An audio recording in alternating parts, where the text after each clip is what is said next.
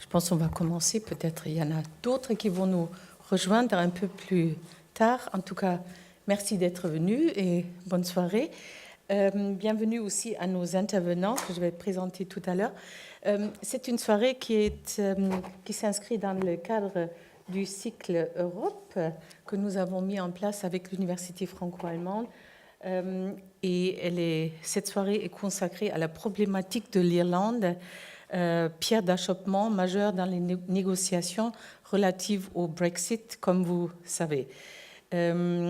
Cette manifestation ce soir a pris une forme un peu différente, mais notre public connaît déjà ce format, parce que nous avons, pour cette soirée, choisi un film pour faire une introduction un peu différente à la thématique, et suivi d'un débat avec des spécialistes de ces questions.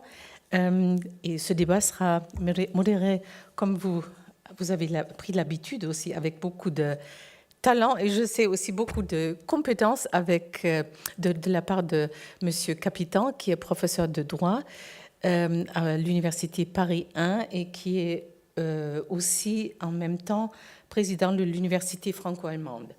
Pour revenir à la question qui est au centre de cette soirée, on peut dire qu'à l'heure actuelle, les négociations entre les 27 et le Royaume-Uni butent sur la question des rapports économiques et politiques futurs entre la République d'Irlande au sud, membre de l'Union européenne, et l'Ulster au nord de l'île, l'Irlande du Nord, qui appartient au Royaume-Uni. Et à travers cette interrogation, sous-estimée, il me semble, par toutes les parties au début des négociations, transparaît l'une des questions fondamentales posées par le Brexit: abandon de tout lien organique avec l'Union européenne ou maintien du Royaume-Uni dans une union douanière, ce qui implique toutefois l'impossibilité pour Londres de négocier des accords bilatéraux avec les pays tiers, mais ce qui permettra d'éviter la réinstauration d'une frontière physique entre les deux Irlandes. Et à ce jour, aucune orientation claire ne s'est dégagée, comme vous savez, au sein du Parlement britannique. Et actuellement, les négociations se poursuivent entre Theresa May et Jeremy Corbyn, le chef des travaillistes. Alors ça, c'est la question sans doute un peu compliquée, mais très intéressante, culturellement intéressante aussi. Et je pense que les intervenants, qui sont de grande qualité, vont adopter aussi une démarche pédagogique pour vous expliquer aussi l'arrière-fond de cette question très épineuse. Nous avons la chance d'avoir parmi nous ce soir sur le podium Madame Emma Bell. Elle est professeure de civilisation britannique à l'Université de Savoie-Mont-Blanc à Chambéry. Et vous êtes, Madame Bell, originaire de l'Irlande du Nord. Vous avez travaillé sur plusieurs aspects de l'autoritarisme d'État au Royaume-Uni. Et vous avez suivi de très près les débats actuels sur le Brexit. Madame Bell est notamment l'auteur de Criminal Justice and Neoliberalism, paru en 2011, et un autre livre, Soft Power and Freedom under the Coalition, et ça c'est paru en 2015. Et l'autre expert de cette question, c'est Monsieur Christophe Gillison, qui est professeur d'études irlandaises à l'Université de Caen, Normandie. Et Monsieur Gillison est spécialiste de politique étrangère irlandaise. Il a récemment publié un article intitulé « L'Irlande et le Brexit » dans la revue Politique internationale. Et je suis vraiment très heureuse que vous ayez pu venir. On aura l'occasion de faire votre connaissance un peu après le film. Et je pense qu'on va commencer avec la projection du film d'abord. Et ensuite, on organise très rapidement le podium et nous aurons le débat.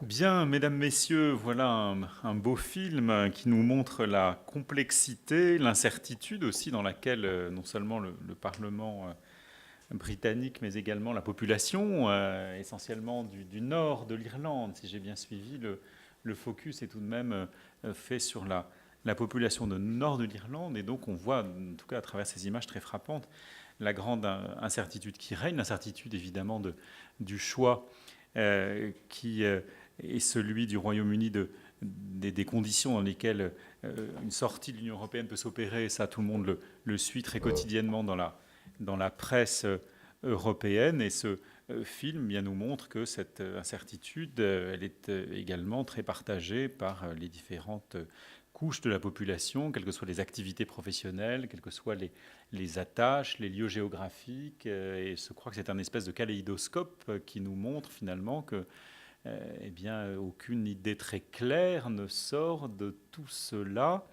et que la population semble très largement partagée entre les difficultés sur lesquelles tout le monde s'accorde qu'en tout état de cause, le Brexit devrait entraîner. Me semble que l'option d'une frontière souple qui a été évoquée à plusieurs reprises et largement battue en brèche par le point de vue de ceux qui sont immédiatement confrontés à cette frontière et qui la voient évoluer vers une frontière relativement forte avec la désorganisation que cela entraîne sur les activités économiques. Et puis ce qui est étonnant aussi, c'est que malgré ça, des personnes qui sont directement concernées par ces difficultés économiques, que ce soit dans le domaine de l'agriculture, dans le domaine de la pêche, dans le domaine du tourisme, dans le domaine des transports, eh bien certains d'entre eux, pas tous, mais certains d'entre eux disent malgré tout, eh bien j'ai voté pour la sortie et je maintiendrai ma position. Et donc il y a cette espèce de conflit entre les intérêts économiques immédiats et en même temps des attaches culturelles, politiques, des termes forts comme celui de loyauté a été à plusieurs reprises évoqué, notamment des phénomènes de génération. Et alors nous avons la chance pour nous guider et mieux comprendre quel est le poids respectif de ces différentes façons d'envisager une réalité extrêmement complexe. Nous avons la chance d'avoir deux spécialistes de l'Irlande pour nous guider à travers ces deux questions. Je crois que les complexités sont de deux ordres. On parle beaucoup de filets de sécurité, de backstop, de tentatives de trouver des solutions techniques. Alors ça, peut-être que des éléments d'éclaircissement seront intéressants à apporter, mais d'abord aussi peut-être nous expliquer quel est l'arrière-plan historique, l'arrière-plan culturel, qu'est-ce que c'est que ces frontières qui vont ressusciter. Et nous retrouvons là une question qui nous a beaucoup occupés dans cette série de conférences consacrées à l'Europe, la question du storytelling. Comment vendre l'Europe aux jeunes générations. Pendant longtemps, on l'a vendu avec la paix, et puis aujourd'hui, on dit la paix, c'est une chose qui est acquise, c'est l'affaire de nos grands-parents. Nous, maintenant, nous vivons avec la paix. C'est d'autres questions, c'est des questions économiques qui sont importantes. Et là, on voit cette jeunesse. Alors, ce n'est pas la question peut-être immédiatement de la guerre et de la paix, mais en tout cas, c'est de la frontière. Nos parents nous ont expliqué qu'ils ont vécu avec la frontière. Et maintenant, on se rend compte que nous aussi, on va peut-être avoir la frontière. Cette espèce de résurgence d'époque passée est aussi très intéressante. Je vais me tourner tout d'abord vers Christophe Guilissen, peut-être pour nous accompagner vers une vision peut-être avec plus de perspective de cette très grande complexité que le film nous montre et nous met en contact. La question Merci. Oui, la question de la frontière, on l'a bien compris, est absolument centrale. Et c'est une frontière un petit peu particulière, c'est-à-dire que d'une part, c'est une frontière encore récente. Elle n'a pas encore un siècle. Elle date de 1920. Et il y a deux caractéristiques problématiques. D'une part, elle a été décidée en 1920 de manière pour le moins arbitraire, et certains nationalistes irlandais diraient de manière antidémocratique. C'est-à-dire que l'Irlande du Nord est constituée de 6 comtés, et 2 de ces comtés, en 1920, avaient une majorité nationaliste ou catholique qui voulait sortir du Royaume-Uni. Donc ils ont été maintenus dans le Royaume-Uni, dans l'Irlande du Nord, contre leur gré. Donc cet aspect-là est tout à fait central si on veut comprendre l'histoire récente de l'Irlande et cette frontière.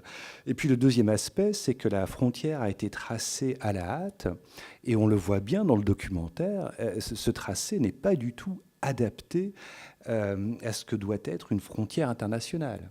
Hein, on l'a vu, elle est traversée de toutes parts par des routes, plus de 200, personne ne sait exactement combien, toutes sortes de points de passage, une frontière très poreuse, impossible à sécuriser.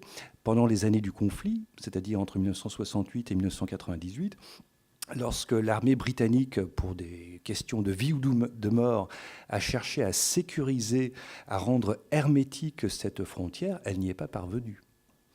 Et donc ça, ce sont des caractéristiques qu'il faut garder à l'esprit, parce que si aujourd'hui cette frontière, considérée par certains comme antidémocratique, est rétablie, il y aura une réaction de rejet très forte et peut-être un retour à la violence.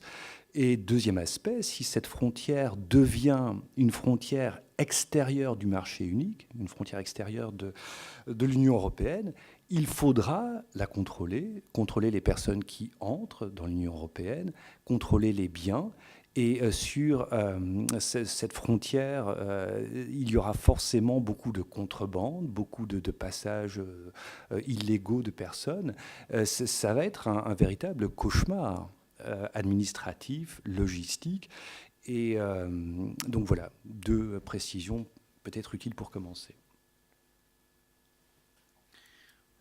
Et Mabel, est-ce que vous pourriez nous expliquer un petit peu justement cette frontière? Alors elle est récente, elle sépare des populations qui sont mélangées de part et d'autre, vous l'avez rappelé à l'instant. Cette frontière est-elle complètement artificielle, ou est-ce qu'elle trace, avec des imperfections sans doute, mais tout de même une frontière entre des populations très différentes? On a souvent, et on l'a redit d'ailleurs à travers la bouche de plusieurs personnages dans ce film, on a une opposition entre les catholiques et les protestants. Est-ce que c'est uniquement une façon commode d'opposer des populations qui ont des histoires différentes? Est-ce que véritablement la religion joue un rôle important dans cette affaire? Comment distinguer ces 2 Irlandes qui constituent une seule île et qui pourtant s'opposent autour de cette frontière?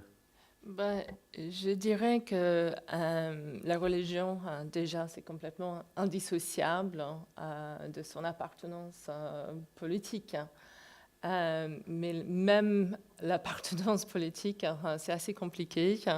Et on peut dire qu'il y a une identité bien propre aux nationalistes qui habitent en Irlande du Nord.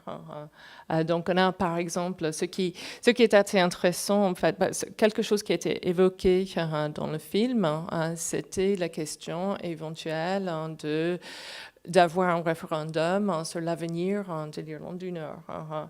Donc l'avenir de l'Irlande du Nord, on dit une solution très simple à cette question de la frontière, c'est tout simplement la réunification.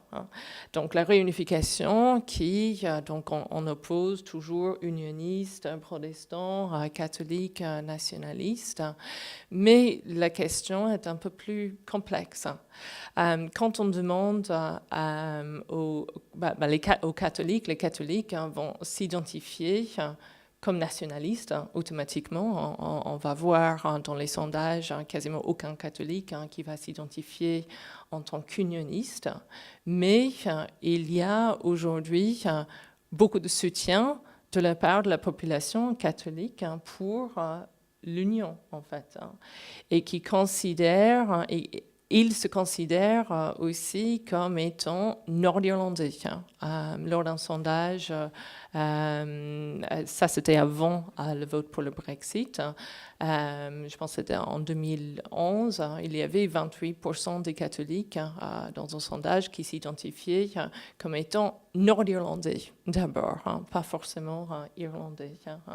Donc il y a cette distinction peut-être entre les catholiques du Nord, les catholiques du Sud.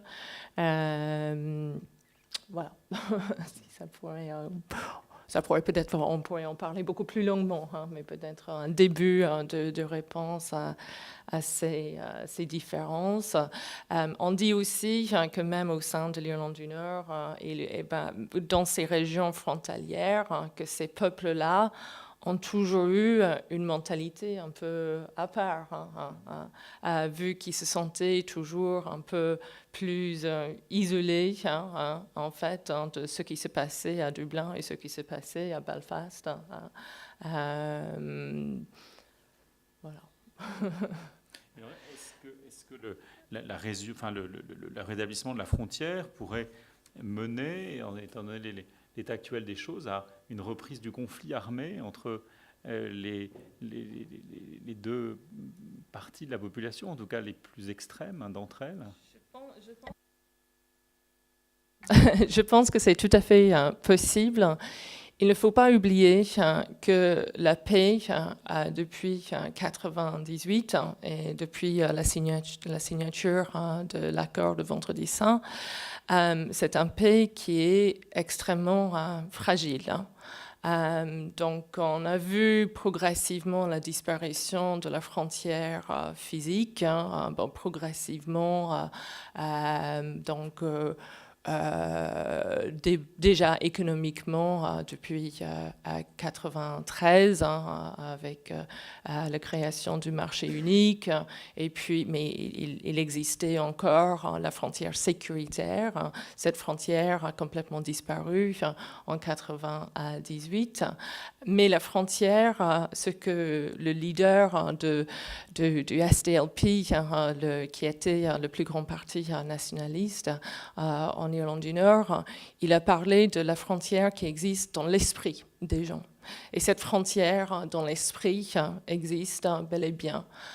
Donc on ne voit plus vraiment des attentats, mais il y a quand même, selon la police de l'Irlande du Nord, je pense qu'il y a eu 158 morts liés à la situation sécuritaire en Irlande du Nord depuis la signature des accords de la paix. On a souvent tendance à penser que tout va bien finalement depuis ce moment-là. Ce n'est pas tout à fait le cas. On a toujours les communautés qui vivent complètement à part. Il y a plus de frontières entre les communautés qu'il y avait en 1998. On parle des murs de la paix pour séparer des communautés catholiques et protestantes. Et ce ne sont pas des frontières qui sont forcément imposées par les autorités, mais ce sont des frontières qui sont vraiment voulues par les populations parce qu'ils se sentent plus en sécurité quand il y a ces frontières. Il y a toujours la frontière dans l'éducation. Il n'y a que 7% des élèves nord-irlandais qui assistent à des écoles mixtes, c'est-à-dire des écoles qui mélangent catholiques, protestants et éventuellement d'autres religions. Et puis, donc il y a toute cette séparation qui existe encore, et puis on a vu une certaine remontée des violences. Récemment, bien entendu, vous avez tous entendu parler de la mort, de l'assassinat du jeune journaliste il y a un mois, et le nouveau parti politique républicain qui a son propre groupe paramilitaire, the New IRA, dans les sondages, dans les élections locales de la semaine dernière, d'il y a 2 semaines, je me perds dans le temps là, ce parti n'a atteint que 0,01% du vote. Donc il y a un rejet massif de cela, mais il ne faut qu'une minorité pour vivre vraiment la violence. Et je pense que n'importe quel type de frontière, on peut bel et bien parler de frontières dures, de frontières souples. tout contrôle sur les frontières sera mal vécu. Il n'y a pas une bonne frontière. Et si on met en place des mécanismes technologiques, reconnaissance des plaques d'immatriculation, ce genre de choses, caméras de vidéosurveillance, c'est sûr et certain qu'ils seront détruits. Je pense presque le jour même qu'ils seront mis en place. Et toute personne qui sera menée à contrôler les frontières sera visée par des groupes paramilitaires. Et même de l'autre côté, côté loyaliste, les protestants, les unionistes extrêmes, eux aussi, s'ils ont l'impression qu'on va vers la réunification de l'Irlande, eux, ils pourraient tout à fait relancer leur combat. Donc une notion de frontière, une frontière jeune, disiez-vous, une frontière récente, mais en même temps qui correspond à des véritables oppositions. C'est-à-dire que frontière ou pas frontière, il existe des frontières dans les têtes, il existe des frontières dans la façon dont le territoire est réparti. Et donc les gens créent eux-mêmes les frontières, et en même temps, quand la frontière officielle revient, alors elle est un objet de conflit.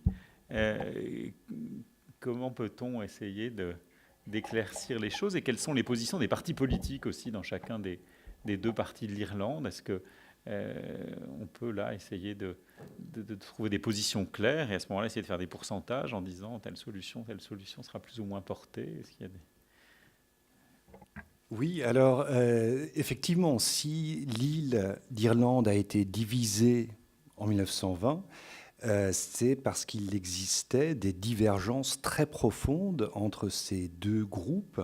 Donc, à l'échelle de l'île, à l'époque, en 1920, les catholiques ou les nationalistes, c'est à peu près équivalent en effet, représentaient à peu près les 3/4 de la population et souhaitaient l'autonomie ou l'indépendance vis-à-vis de Londres. Et une minorité protestante unioniste, 25% à peu près, concentrés dans le nord-est de l'île, souhaitaient rester dans le Royaume-Uni.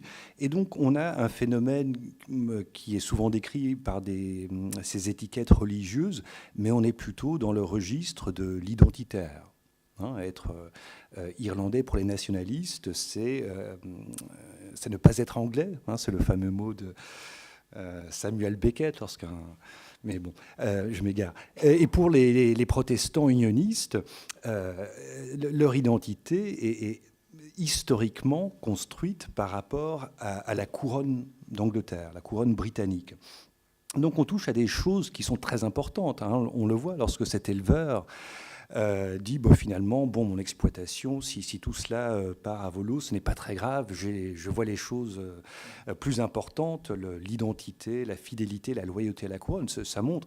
Et l'intensité de ce sentiment identitaire qui a été le moteur de ces 30 ans de conflit. 30 ans de conflit à l'échelle de l'Irlande du Nord, qui est une petite région aujourd'hui, qui compte à peu près 1 800 000 habitants. Donc il faut garder ça à l'esprit, parce que pendant le conflit, il y a eu 3600 morts à peu près. À l'échelle de l'Irlande du Nord, c'est beaucoup. Donc le sang a été versé, il y a eu des crimes, des assassinats, des actes de guerre, on appelle ça comme on veut, qui ont marqué très durablement cette région. Et donc la grande réussite de 1998, parce qu'à l'époque, la plupart des observateurs, des habitants de l'Irlande du Nord pensaient que c'était a priori insoluble. Pendant 30 ans, différentes solutions ont été proposées et aucune n'avait abouti. 1998, c'est une période assez exceptionnelle qui s'explique par un contexte mondial très particulier. Tous les conflits semblent se résoudre tout seuls, si j'ose dire. C'est la fin de la guerre froide, c'est la fin de l'apartheid en Afrique du Sud, il y a une sorte d'optimisme. Et donc, en Irlande du Nord, les premiers ministres britanniques et irlandais, donc du Sud de la République, travaillent étroitement ensemble. Ils sont fortement soutenus par le président des États-Unis et ils arrivent, ça ne s'est pas fait sans mal, mais ils arrivent donc à faire signer cet accord qui crée quelque chose qui ne devrait pas exister, mais qui a permis la paix. Qu'est-ce que c'est ? C'est-à-dire qu'on a une Irlande du Nord qui, Officiellement, elle fait toujours partie du Royaume-Uni. D'un point de vue constitutionnel, il n'y a pas de doute. Et donc, pour les unionistes, l'essentiel est sauf. Ils sont toujours des citoyens britanniques. Mais, dans le même temps, on crée des liens constitutionnels entre l'Irlande du Nord et la République d'Irlande, et on démantèle les postes de contrôle. La frontière devient invisible. Au quotidien, c'est comme en France, lorsqu'on passe d'un département à l'autre, parfois on voit un panneau, pas toujours.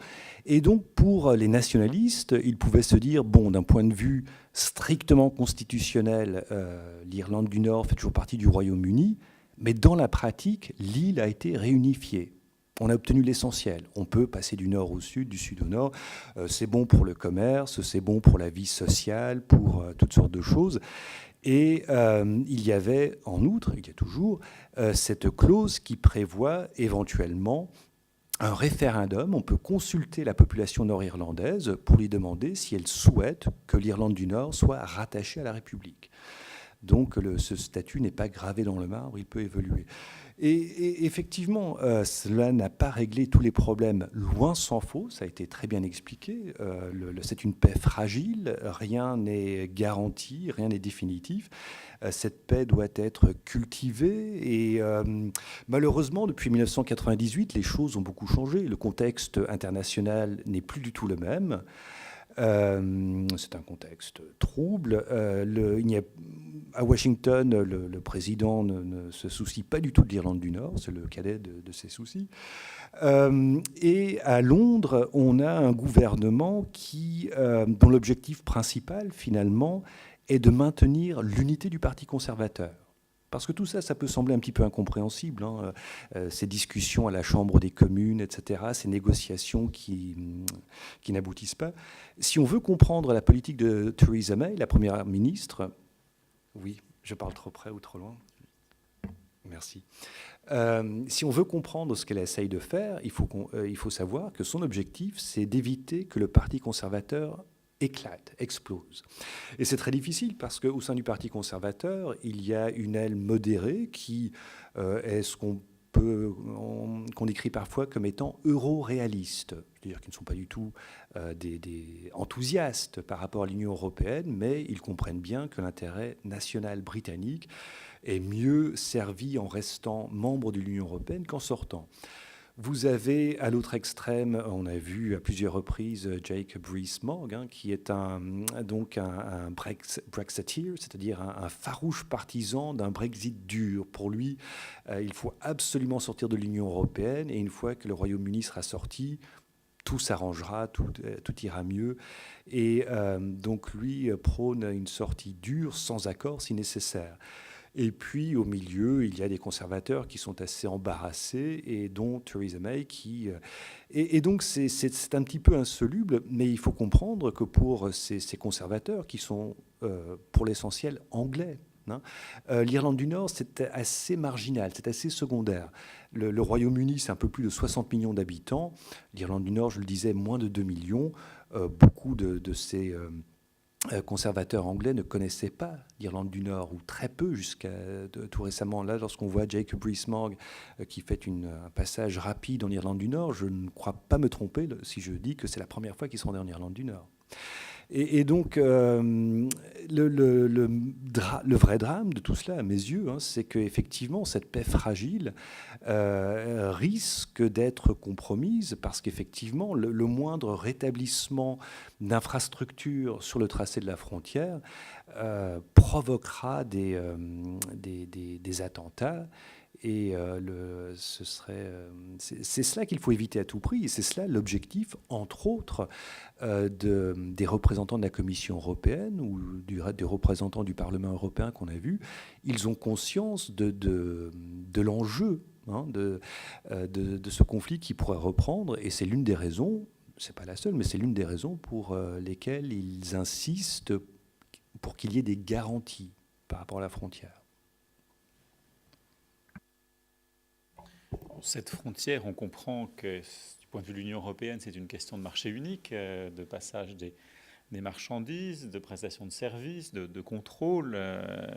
Ça a été évoqué aussi dans le référendum à plusieurs reprises. Mais Une question peut-être de compréhension, c'est que cet accord du Vendredi Saint, il date de 1998, mais en 1998, et le Royaume-Uni et l'Irlande étaient membres déjà de l'Union européenne. Parce qu'on a l'impression actuellement que c'est la sortie de l'Union européenne qui va recréer la frontière, mais en réalité, les deux États étaient déjà membres de l'Union européenne, alors que la frontière continuait d'exister. Ce n'est donc pas la simple intégration dans le marché unique, comme on pourrait l'imaginer, qui a fait disparaître et se dissoudre la frontière. Donc les deux, finalement, ne sont peut-être pas aussi liés qu'on l'imagine souvent. Il y a une coïncidence dans le temps qui a été évoquée. Le marché unique entre en vigueur le 1er janvier 1993, 5 ans avant les accords de paix. Et à partir de 1998, donc, les postes de contrôle, toutes ces routes qui étaient barricadées, plus de 200 routes, peut-être près de 300, relient le nord au sud. Tout cela il n'y avait que 16 points de passage autorisés. Donc tout cela est démantelé à partir de 1998. Donc c'est la conjonction de l'accord de paix et du marché unique qui a permis de résoudre ce conflit. Et donc si le Royaume-Uni sort, l'un des ingrédients vitaux n'est plus là. Et ça, c'est l'une des grandes difficultés, en plus, bien sûr, des enjeux économiques. On le voit, mais pendant toute la durée du conflit, pendant 30 ans, les régions frontalières au nord et au sud étaient quand même sinistrées d'un point de vue économique, parce que si vous avez un commerce ou une entreprise, vous avez la moitié de vos clients naturels de l'autre côté de la frontière, ils ne peuvent pas venir acheter, vous ne pouvez pas franchir la frontière et leur livrer les... Et donc ces régions-là ont connu un essor économique, enfin, de proportion gardée, assez spectaculaire depuis 1998, parce que l'Union européenne a lancé un programme de financement spécifique à partir de 1995, les programmes PEACE, donc des financements destinés à ces régions frontalières, nord et sud en Irlande, pour favoriser le développement économique, pour favoriser la vie associative, pour favoriser les initiatives culturelles, pour favoriser le dialogue, la réconciliation entre les communautés. Et donc on a aujourd'hui une région donc, qui est relativement prospère. Les agriculteurs en Irlande du Nord sont assez nombreux. Je crois que l'agriculture représente encore près de 10% du PIB de l'Irlande du Nord, ce qui est considérable. Et les chiffres disent qu'environ 85% de leurs revenus provient de la PAC, la politique agricole commune. Si une frontière dure était rétablie, ces régions-là seraient à nouveau sinistrées. Et ce n'est jamais très bon pour la paix, de manière générale. Alors cela nous amène à la question technique de savoir comment faire pour ne pas rétablir une frontière dure. Et donc, on entend beaucoup parler du backstop. Est-ce que vous voudriez nous faire mieux comprendre de quelle manière tout cela fonctionne ? Le backstop. Chaque fois, pardon, le backstop, ils ont utilisé le terme de filet de sécurité.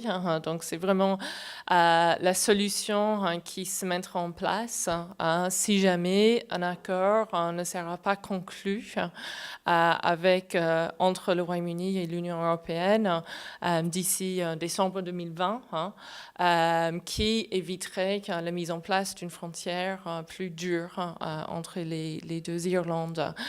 Donc, le backstop, c'est-à-dire que tout le Royaume-Uni devrait rester dans l'union douanière. Mais l'union douanière, ça impliquerait toujours des contrôles entre l'Irlande du Nord et l'Irlande du Sud, parce qu'il faudrait également contrôler les marchandises pour vérifier qu'elles respectent les normes européennes, donc les marchandises qui transitent entre l'Irlande du Nord et l'Irlande du Sud. Donc pour ça, on a dit que pour tout le Royaume-Uni, tout le Royaume-Uni fera partie de l'Union douanière, mais l'Irlande du Nord, en plus, les réglementations sera très rapprochée à la réglementation du marché unique. Donc ça, c'est quelque chose qui n'est pas du tout, qui est inadmissible pour les unionistes, parce qu'ils considèrent que ça crée une différence entre une différence de traitement, un statut spécial, si vous voulez, entre l'Irlande du Nord et le reste du Royaume-Uni. Ce qui est un peu un non-sens, en fait. Je pense que les unionistes ne reconnaissent pas la réalité en disant ça. L'Irlande du Nord a toujours été un cas à part. On peut penser, on cite souvent, par exemple, la loi autorisant l'avortement au Royaume-Uni qui ne s'applique toujours pas en Irlande du Nord. Mais même l'accord de Vendredi Saint a créé un statut vraiment très spécial pour l'Irlande du Nord, comme Christophe vient de l'évoquer. Je pense que c'est inédit. Je ne pense pas qu'il y ait une autre région au monde où on peut choisir d'être britannique, irlandais, ou bien les deux, si on veut. Donc, ça, c'est le backstop inadmissible pour les unionistes. C'est quelque chose qui est inadmissible pour les hard Brexiteers comme Jacob Rees-Mogg au Parti conservateur, mais c'est quelque chose qui avait été également rejeté par Jeremy Corbyn, le leader du Parti travailliste. Les raisons de son rejet, c'était que le Royaume-Uni ne pourrait pas se retirer unilatéralement de l'union douanière parce que, à cause des problèmes que ça créerait en Irlande du Nord. Alors ça, c'était pas c'est une position qui a été beaucoup critiquée par le parti nationaliste SDLP en Irlande du Nord, qui est l'allié naturel du parti travailliste. Il y avait plein d'autres raisons pour pouvoir critiquer cet accord de Theresa May. Mais de toute façon, si l'accord qui est proposé par le Parti travailliste avait une chance de passer. Je pense que cet accord a très, très peu de chances de passer au Parlement britannique. Mais le Parti travailliste demande l'adhésion de tout le Royaume-Uni à l'union douanière et au marché unique. Donc, dans ce cas-là, ça pourrait en quelque sorte résoudre le problème. Il n'y aura pas besoin d'un backstop si c'était la solution à adopter. Mais bon, vous voyez où on est en ce moment. Les pourparlers entre Theresa May et Jeremy Corbyn n'ont abouti à rien pour l'instant. Oui, donc vous avez rappelé évidemment très clairement quelle était la différence entre l'union douanière et le marché commun, puisque l'Union européenne, c'est l'addition des deux. L'union douanière, c'est le fait que nous avons un tarif douanier commun dans les relations avec les pays qui sont extérieurs à l'Union européenne. Quand nous importons du Japon, de Chine ou des États-Unis, eh bien, tous les pays de l'Union européenne appliquent le même tarif. Mais on peut imaginer une union douanière sans marché unique, puisque le marché unique, ce sont les frontières intérieures. Et donc on peut imaginer que tous ces pays, tout en ayant un tarif douanier commun à l'extérieur, maintiennent, notamment dans les processus de fabrication. On a beaucoup vu avec le Royaume-Uni, il y a eu la fameuse question du chocolat.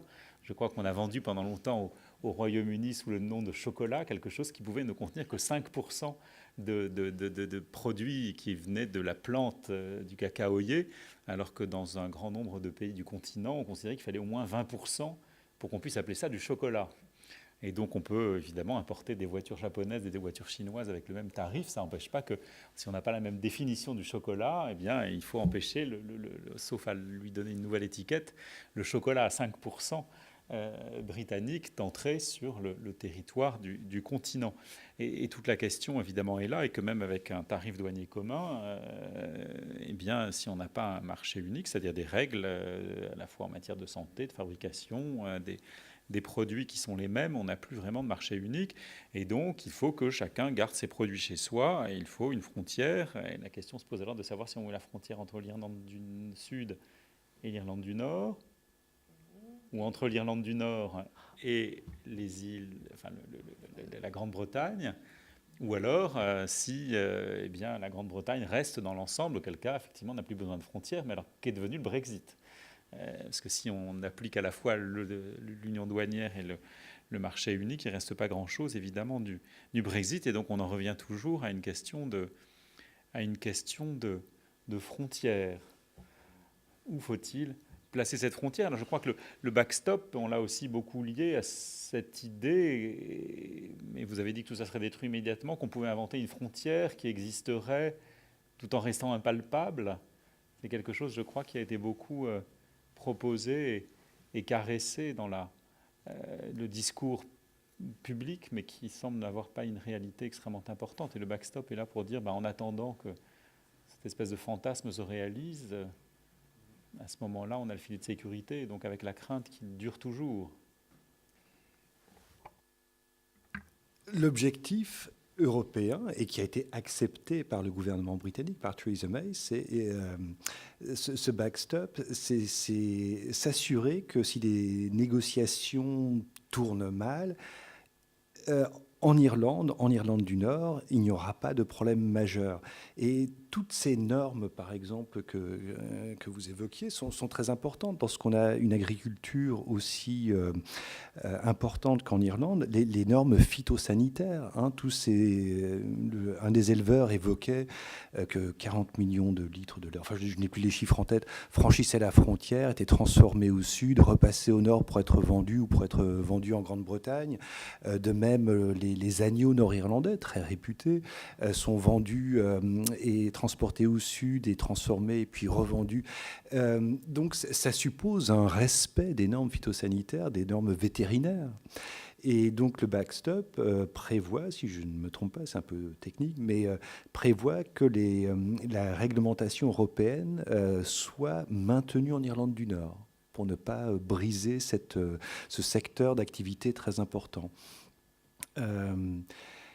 Il y a des liens historiques, géographiques, économiques tellement étroits entre le nord et le sud de l'île, mais aussi entre l'île d'Irlande et l'île britannique, qu'il est très compliqué, effectivement, de concevoir un Brexit qui puisse satisfaire les partisans les plus farouches du Brexit et les habitants irlandais. C'est un peu la quadrature du cercle. C'est pour ça que ces négociations sont interminables, finalement.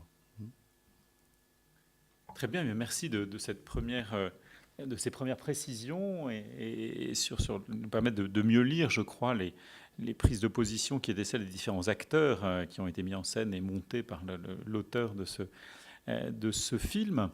Je me tourne maintenant vers le public qui a aussi certainement des questions particulières qui nous permettront de continuer d'éclairer les multiples facettes de cette problématique. Monsieur ?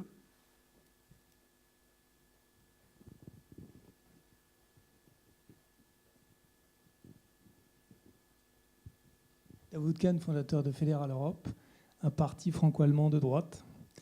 J'aurais une question sur la possibilité de faire un référendum pour rattacher l'Irlande du Nord à l'Irlande du Sud. Est-ce qu'on a des chiffres qui pourraient indiquer éventuellement que dans le cas d'un no deal, on aurait peut-être une possibilité d'un rattachement? Ce serait une question ultérieure. Et ma deuxième remarque, c'est concernant plus généralement les causes du Brexit qui sont quand même à la racine de ce problème. Et je pense que là, il faut identifier que l'Europe a été quand même faite à moitié. Et n'ayant pas donc une structure solide en matière de défense des frontières notamment et de régulation sociale, on assiste à du dumping social, on assiste aussi à une immigration un peu incontrôlée, ce qui a joué dans les causes du Brexit. Et la troisième raison, c'est que quand vous n'avez pas un projet mobilisateur pour créer une Europe fédérale, comme c'était le cas, comme on voulait le faire au début du projet, eh bien, vous laissez l'initiative politique et vous laissez la bataille des idées, et les idées sont gagnées par ceux qui prônent un retour justement aux anciennes frontières. Donc, soit on veut une nouvelle frontière, c'est l'Europe, soit on veut les anciennes frontières. À un moment, il faut choisir. Merci. Alors, de nombreuses questions. Je ne sais pas dans quel sens vous allez les traiter. Quelques éléments, enfin je ne veux pas... oui, quelques éléments par rapport à l'opinion publique en Irlande du Nord, effectivement, c'est important. Donc ça a été dit à l'occasion du référendum de 2016, 56% des électeurs, enfin des suffrages exprimés en Irlande du Nord, étaient pour le maintien du Royaume-Uni dans l'Union européenne. Donc c'est une différence sensible par rapport au reste du Royaume-Uni. Depuis lors, il y a eu une série de sondages et, par exemple, il y a quelques mois, il semblerait que cette proportion d'électeurs nord-irlandais qui veulent rester dans l'Union européenne, enfin on leur demande s'il y avait à nouveau un référendum, il serait désormais, semble-t-il, 70% à voter pour rester dans l'Union européenne. Parce que bon, le débat depuis 3 ans maintenant presque a montré, et ça a été une découverte pour beaucoup de personnes, toutes les conséquences du Brexit. Est-ce que pour autant, s'il y avait un référendum sur la réunification, est-ce qu'il y aurait pour autant une majorité d'électeurs nord-irlandais qui voteraient pour la réunification? Ce n'est pas sûr. Ce n'est pas sûr parce que là, on touche tout de suite à l'enjeu identitaire. Et il n'est pas acquis qu'il y ait une... Je n'ai pas vu, pour ma part en tout cas, de sondage qui montrait qu'aujourd'hui, il y avait une majorité en Irlande du Nord pour la réunification. Mais ça peut évoluer. Ça peut évoluer rapidement pour 2 raisons. D'une part, parce que s'il y avait un Brexit dur, les retombées économiques seraient de nature à faire réfléchir un certain nombre de personnes en Irlande du Nord. Et d'autre part, il y a aussi le facteur démographique, c'est-à-dire qu'on a donc 2 groupes.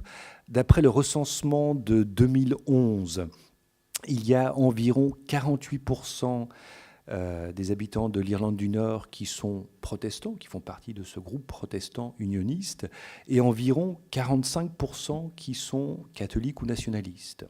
Donc vous voyez, c'est assez proche.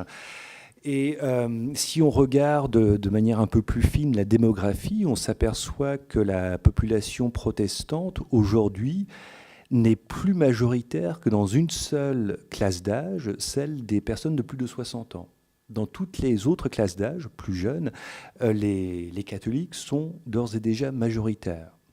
Et selon certains démographes, on peut s'attendre à ce qu'à partir de 2021, autant dire demain, les catholiques soient majoritaires.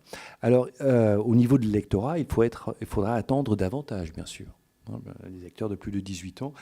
Mais donc l'équilibre qui existe aujourd'hui, c'est-à-dire une majorité a priori opposée à la réunification, cette majorité pourrait changer en l'espace de quelques années. Voilà. Oui, je dirais je suis tout à fait d'accord. C'est très intéressant de voir ces changements démographiques, comme ça a été évoqué au début de la discussion. Au moment de la partition, il y avait 2 sur les 6 comtés qui étaient majoritairement catholiques. Maintenant, déjà, ça a été complètement inversé. Il n'y a que 2 comtés sur les 6 comtés d'Ulster qui sont majoritairement protestants.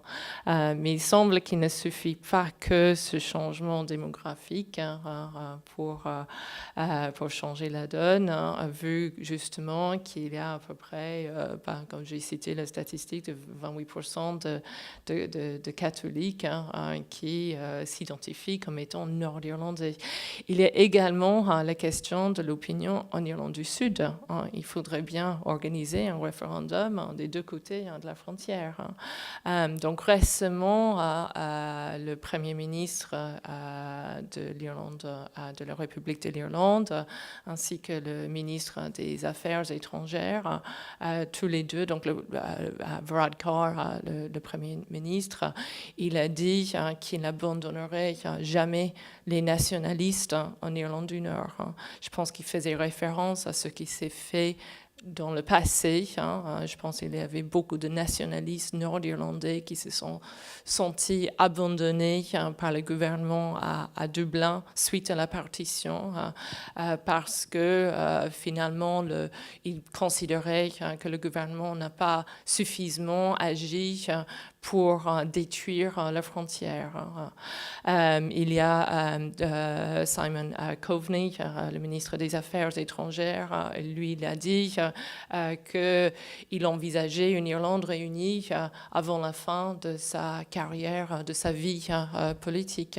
Donc ça donnait beaucoup d'espoir, mais il faut également prendre en compte les aspects bien pratiques et l'aspect économique aussi.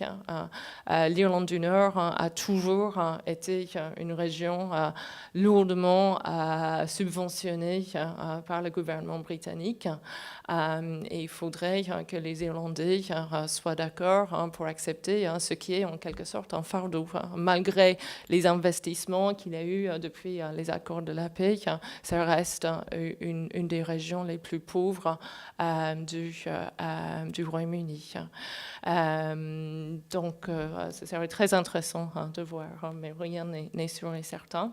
Sur les causes du Brexit, en Irlande du Nord, je ne suis pas sûre si les causes étaient... Parce que déjà, c'est très, très complexe. Je pense que ce serait très difficile de donner une réponse ici, en si peu de temps. Mais j'ai l'impression que si les unionistes ont voté majoritairement pour le Brexit, ce n'était pas forcément juste à cause de trop d'immigration et parce qu'ils contestaient le fonctionnement actuel de l'Union européenne, c'était également beaucoup lié à leur identité. Donc, il faut essayer de comprendre la mentalité des unionistes qui ont toujours eu l'impression que c'était cette petite minorité qui était menacée de l'Irlande du Sud, le menace de l'éventuelle destruction de la frontière, menacée peut-être par le gouvernement britannique. Si le gouvernement britannique ne restait pas aussi fidèle à l'Ulster que les loyalistes sont à l'égard de l'Union. Donc pour eux, leur idée dans cette mentalité, c'est l'union avec le Royaume-Uni qui prime avant tout. Ils n'ont jamais été pour l'Union européenne. Il y a même le leader, l'ancien leader du DUP, le parti plutôt extrémiste, unioniste, qui est le plus grand parti unioniste en Irlande du Nord. Lui, il pensait que l'Union européenne était une sorte de complot catholique contre le Royaume-Uni.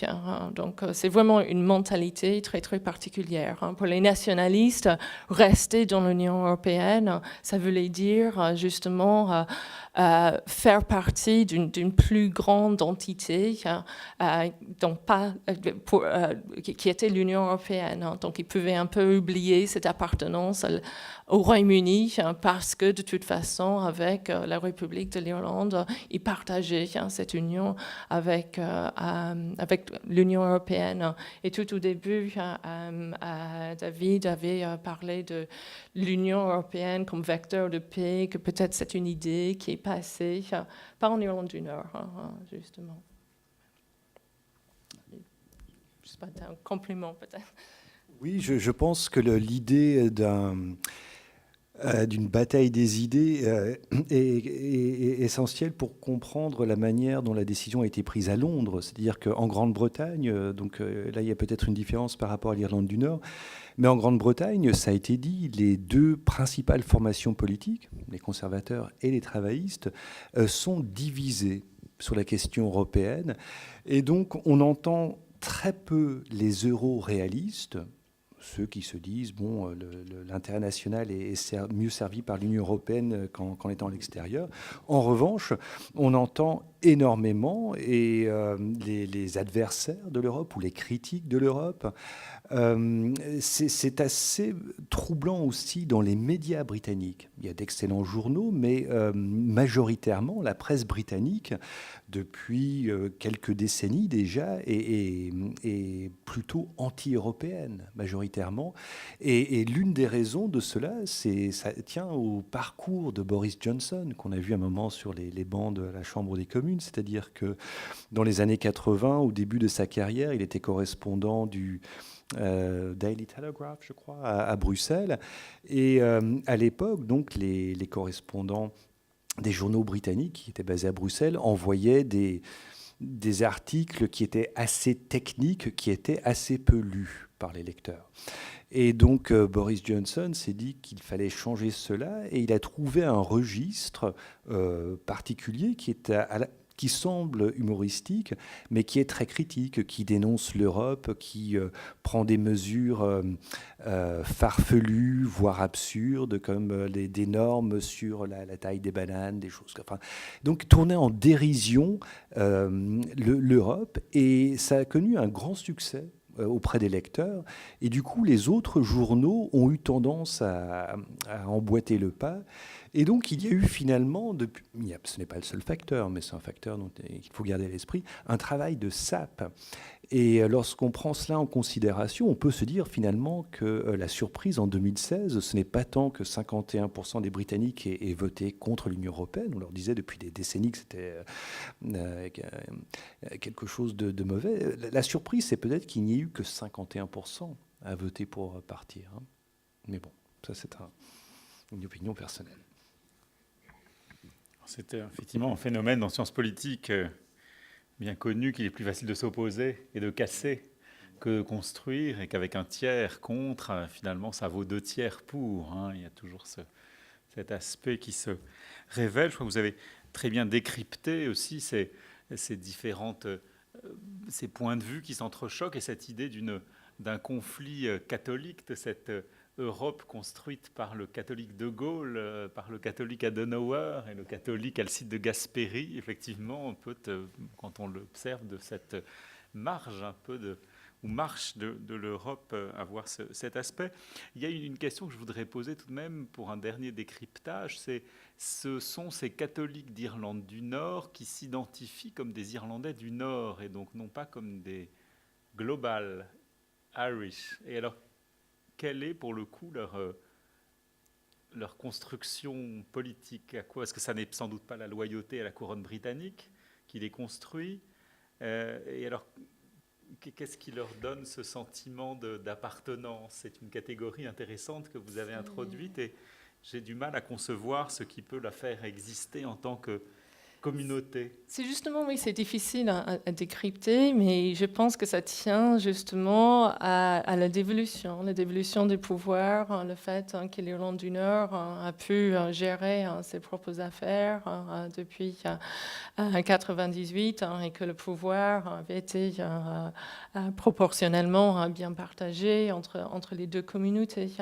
Donc, oui, c'est une génération qui n'a pas forcément de souvenir de direct rule du Parlement majoritairement protestant en Irlande du Nord, et cette idée aussi que les nationalistes dans l'Irlande du Nord n'ont jamais forcément été considérés à part égale par le gouvernement irlandais dans le sud.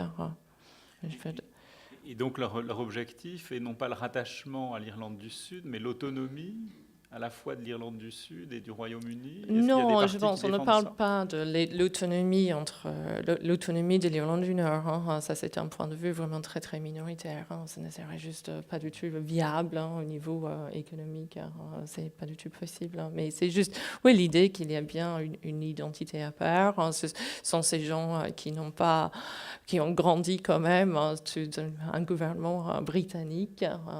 Donc, et ce que l'accord de Vendredi Saint a réussi à faire, c'est de permettre aux gens de de transcender un peu la frontière. Hein. Donc, ils peuvent très bien se sentir irlandais, nord-irlandais et un peu britannique, hein, s'ils le veulent aussi. Hein, mais ça, c'est plutôt rare. D'autres questions?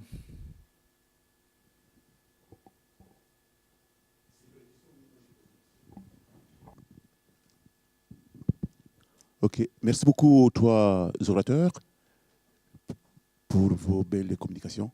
Alors, moi, j'ai des copains qui sont des prêtres jésuites médecins. Et ils vivent à Londres.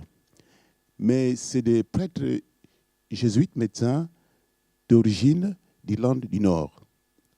Et quand on discute, quand on fait nos discussions, parce que c'est des gériatres, alors les jésuites anglais, ils appellent les médecins jésuites d'Irlande du Nord qu'ils sont de l'Irlande du Nord. Mais c'est des Britanniques. Bon, la question que je vous posais, pourquoi est-ce que même au niveau des communautés, pourquoi est-ce qu'au niveau des responsables des communautés religieuses catholiques, il y a toujours cette différence de frontières entre les Britanniques et les Irlandais du Nord?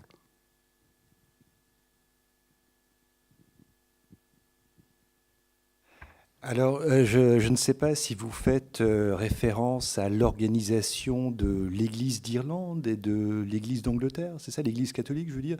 Mais oui,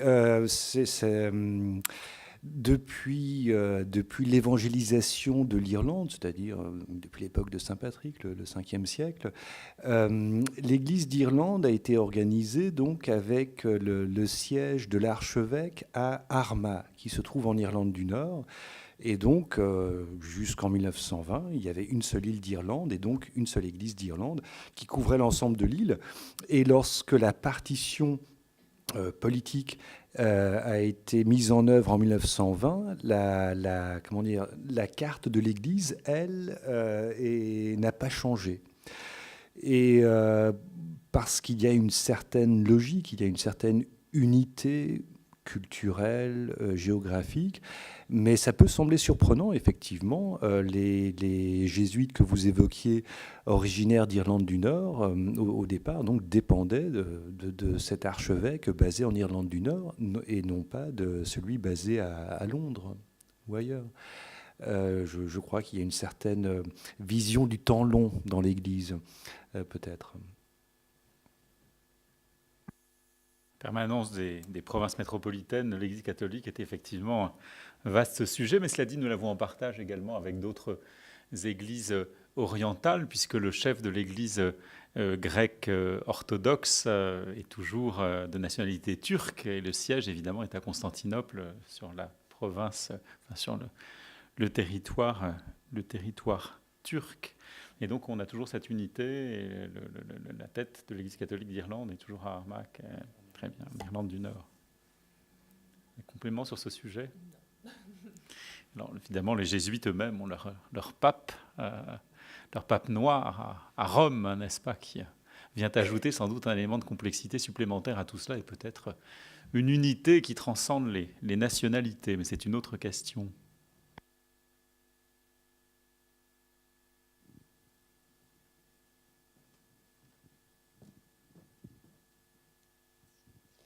Oui, bonsoir. Je voudrais savoir, depuis le documentaire, si vous pourriez nous éclairer sur la situation de ces dernières semaines. Est-ce que les négociations ont avancé? Comment vous voyez les choses? Parce que je ne me souviens plus si c'est reporté de quelques mois ou de 2 ans. Comment vous voyez les choses? Voilà. Comment ça pourrait... qu'est-ce qui pourrait arriver, en fait? Merci.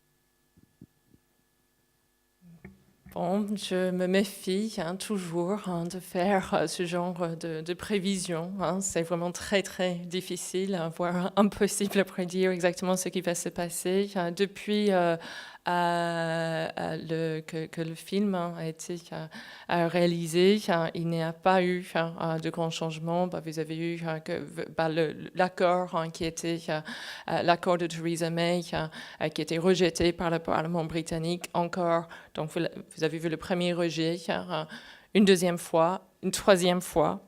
Et là, ce matin, elle vient d'annoncer que, vu que les pourparlers entre les conservateurs et les travaillistes n'avancent pas, elle va représenter ce projet de loi au Parlement britannique dans la semaine qui commence le 3 juin. Mais la date butoir pour le Brexit, maintenant, c'est Halloween, c'est le 31 octobre.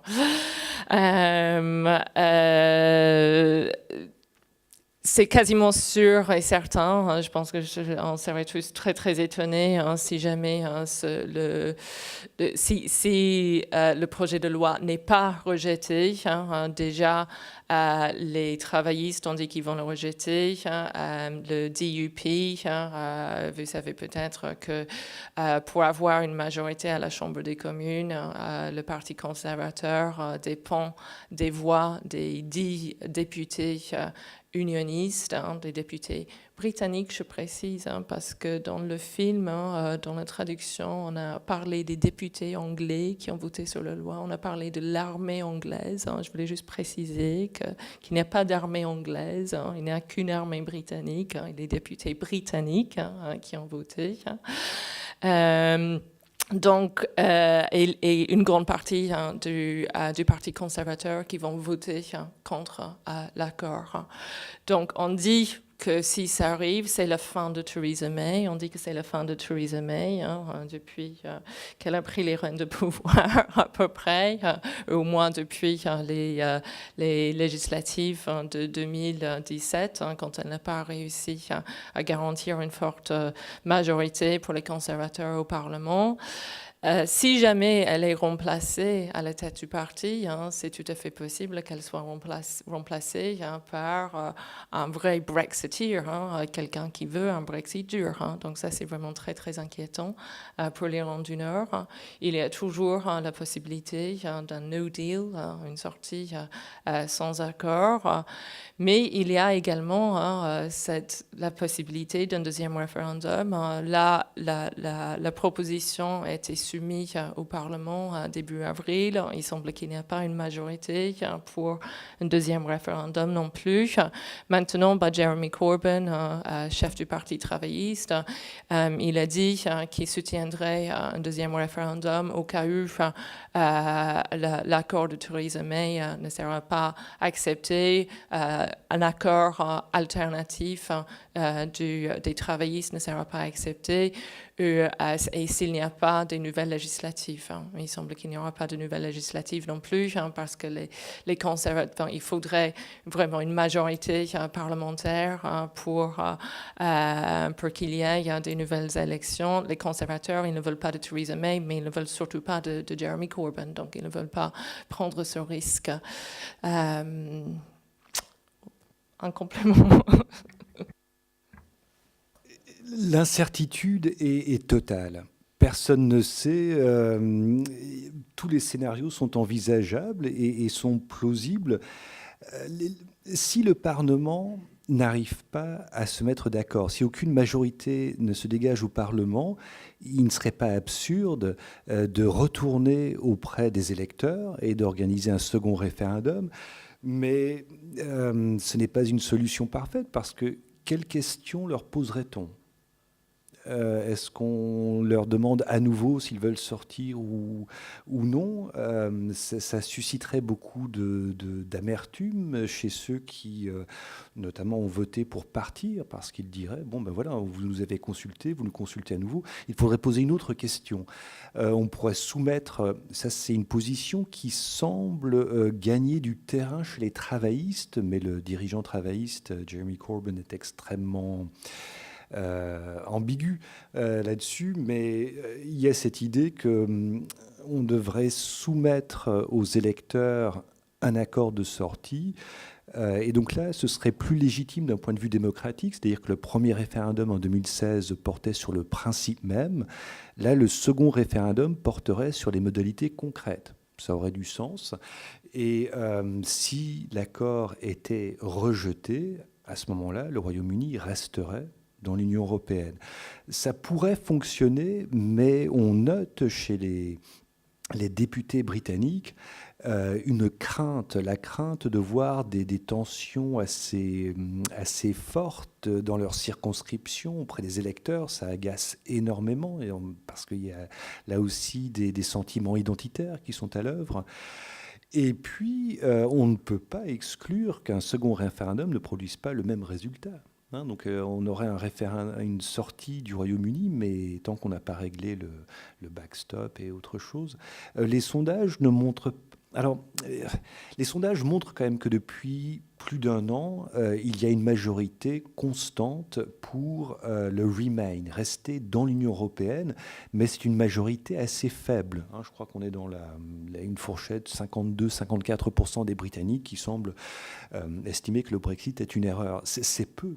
C'est peu, surtout lorsqu'on tient compte de l'imprécision des sondages, lorsqu'on tient compte du talent de certains hommes politiques britanniques. Je pense par exemple à Nigel Farage, qui était le chef de proue d'une certaine manière. Là, à la veille des élections européennes, son parti apparemment est en tête, avec 34% des intentions de vote, c'est-à-dire plus que les intentions de vote cumulées des conservateurs et des travaillistes.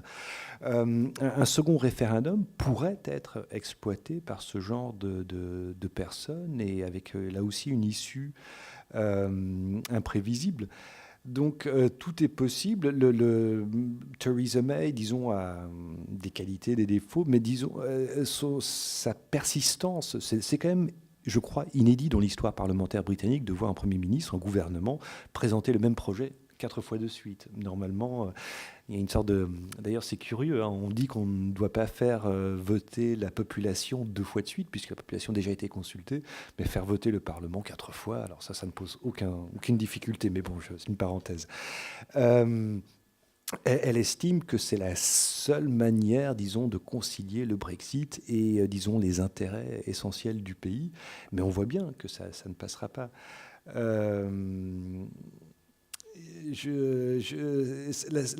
Oui, l'impasse semble totale. Quelle sortie pourrait être imaginée? C'est un peu désespérant de voir que dans ces moments de crise, la classe politique britannique ne fasse pas émerger quelqu'un qui soit un petit peu à la hauteur de la situation. Enfin, c'est facile à dire, c'est bien sûr beaucoup plus difficile à faire. Mais on voit que tout cela profite essentiellement à des hommes politiques que j'ai tendance à considérer comme assez opportunistes, voire cyniques. Farage, Johnson et les autres. Mais bon.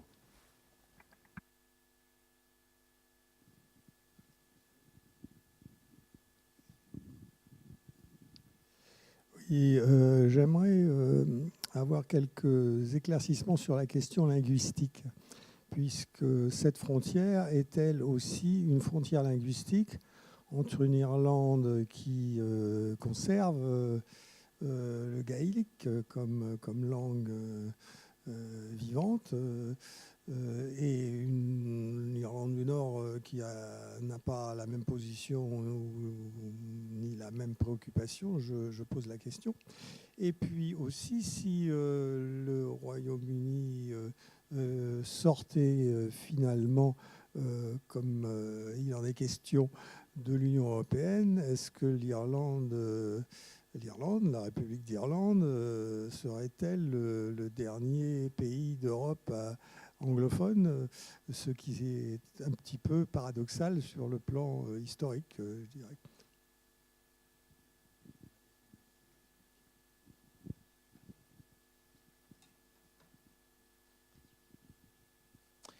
Oui, bonsoir. C'était pour rebondir et pour savoir si les élections européennes pourraient avoir un impact une influence sur le Brexit, et si par exemple les partis pro-Brexit comme Farage peuvent s'unir, etc., et bloquer les institutions européennes pour forcer la main dans un sens ou dans un autre. Voilà. Merci. Est-ce qu'il y a d'autres questions? Je propose de réunir les dernières questions pour répondre, même si elles sont multiples. Non. La question linguistique d'une part et la question de l'influence des élections européennes d'autre part. Je ne sais pas qui veut intervenir d'abord. Sur la question linguistique, oui, c'est intéressant. Le gaélique est une langue vivante au sud, à relativiser malgré tout. C'est la première langue officielle d'après la Constitution, certes, mais dans la vie quotidienne, il n'y a qu'une proportion assez faible. Dans certaines régions de l'Ouest, en particulier, des régions où le gaélique reste la langue du quotidien, mais c'est assez minoritaire. D'Irlandais qui parlent le gaélique au quotidien, je pense que c'est inférieur à 5%, mais je n'ai pas de certitude absolue, ça c'est à vérifier. Le gaélique se porte plutôt bien en Irlande du Nord.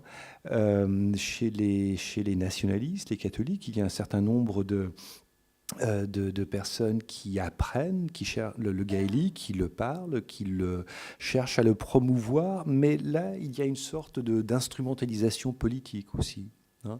Et c'est d'ailleurs l'un des points de désaccord aujourd'hui au Parlement nord-irlandais, l'Assemblée nord-irlandaise qui est paralysée en ce moment. Il y a cette question de la parité des langues, de la langue anglaise et de la langue gaélique en Irlande du Nord, la parité qui figure dans les accords de paix. Donc du coup, les nationalistes demandent par exemple à ce que les noms des rues apparaissent en gaélique, en plus des panneaux en anglais. Les unionistes s'y refusent. Là, on est dans le registre d'une sorte de guerre culturelle ou linguistique. Mais effectivement, si le Royaume-Uni, vous avez raison de souligner le paradoxe, si le Royaume-Uni sortait de l'Union européenne, il n'y aurait plus qu'un pays, l'Irlande, on parle de 4,5 millions d'habitants, c'est assez peu, plus qu'un pays anglophone, alors qu'aujourd'hui, l'Union européenne est quand même essentiellement anglophone. Le français y a perdu sa place au fil des décennies. Pour ce qui est de l'influence de députés anti-européens comme Farage au Parlement, ça c'est une question, c'est une vraie question. Je crois qu'à un moment il était envisagé de demander aux Britanniques la garantie d'une participation constructive, mais je ne vois pas du tout quelqu'un comme Farage tenir un tel engagement. Je ne pense pas d'ailleurs qu'il ait donné d'engagement en ce sens. Voilà ce que je peux contribuer à la discussion. Peut-être deux petits ajouts. Donc, oui, cette question de parité de la langue en Irlande du Nord, c'est vraiment crucial en ce moment. Vous savez peut-être que l'Irlande du Nord n'a pas son propre assemblée depuis janvier 2017, donc plus de 2 ans maintenant, il n'y a plus de gouvernement local au pouvoir. Et une des questions, un des obstacles justement qui empêche un accord entre les deux partis, d'un côté le DUP et de l'autre côté Sinn Féin, c'est justement la demande de la part de Sinn Féin d'avoir l'absolue parité entre les deux langues. Les unionistes ils s'y opposent pour des raisons oui, justement culturelles. Ils disent si c'est le cas, il faudrait reconnaître également le Ulster Scots. Ulster Scots qui est parlé vraiment, je pense vraiment quotidiennement par presque personne, réellement. C'est juste pour réclamer exactement les mêmes droits. Mais il y a également un coût aussi. Ça veut dire que si on accorde la parité, qu'on pourrait avoir les débats parlementaires en gaélique, les procès judiciaires en gaélique, etc. Tous les services publics devraient le fournir. Et puis oui, je ne sais pas exactement quel poids Nigel Farage pourrait avoir dans le Parlement européen pour vraiment bloquer l'avancement des projets européens. J'imagine que dans l'ensemble, ça devrait être assez minoritaire, mais c'est vrai que les derniers sondages sur les intentions de vote donnent quelque chose comme 34% au nouveau parti, le Brexit Party, que Nigel Farage vient de créer, que 10% pour les conservateurs, 21% pour le Parti travailliste. Donc on dit que les élections européennes au Royaume-Uni seront en quelque sorte un nouveau référendum pour le Brexit, pour savoir quel est vraiment le soutien pour les partis qui sont plutôt pour le Brexit ou pour le Remain. Je voudrais simplement que, en dehors de l'Irlande, il y a également Malte, qui, parmi ses langues officielles, a le maltais et l'anglais. Donc l'anglais serait également une langue officielle de Malte. Simplement, pour ce qui est du fonctionnement de l'Union européenne, Malte a choisi le maltais et l'Irlande a choisi le gaélique comme langue officielle, mais ça n'empêche pas d'ailleurs le règlement numéro 158 de maintenir l'anglais comme une langue officielle de l'Union européenne. On pourrait mettre le chinois tout aussi bien ou le japonais, donc pourquoi pas l'anglais.